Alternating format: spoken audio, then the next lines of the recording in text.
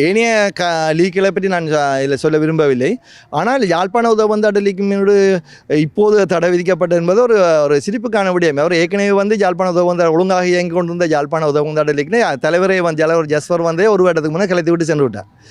ஆகவே இப்போது திருப்பி ஒரு வருடத்துக்கு பிறகு இப்போ பாருங்க இவ்வளவு அதிகார துஷ்பிரயோகம் நடைபெற்றிருக்கு என்பது இது உதாரணம்.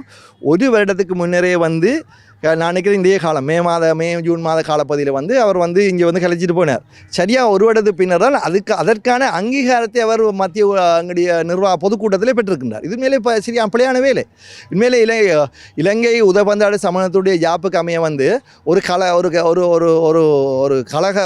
கழகத்தையோ அல்லது ஒரு உதவந்தாடு லீக்கினையோ தடை செய்வது என்பது அல்லது செயற்பாட்டை தற்காலிகமாக நிறுத்துவது என்பது அல்லது நிரந்தரமாக அவர் வெளியேற்றுவது என்பது இலங்கை உதவந்தாட்டினை கூட நிர்வாக குழுவினுடைய தீர்மானமாக இருக்கணும். அதே அந்த நிர்வாகத்தினுடைய தீர்மானத்தை பொதுக்குழுவும் அங்கீகரிக்க வேண்டும். இவர் ஒரு வருடத்துக்கு முன்னர் தடை செய்த அந்த கலைத்த அந்த லீக்கினுடைய நிர்வாகத்தை அதுக்குரிய அங்கீகாரத்தை ஒரு வருடத்துக்கு பின்னர் தான் இலங்கை உதவந்தாட்ட சம்மேளனத்தினுடைய பொதுக்கூட்டத்திலே அந்த அனுமதியை பெற்றிருக்கான்னு சொன்னால் அவர் ஒரு இன்ன முறையில் ஒரு அதிகார துஷ்பிரயோகத்தை தலைவர் ஜஸ்வர் அவர்கள் மேற்கொண்டிருப்பார் என்பது இதிலிருந்து பார்க்க விளங்குது. ஒரு வருடத்துக்கு முன்னரே இங்கே கலைத்து விட்டார்.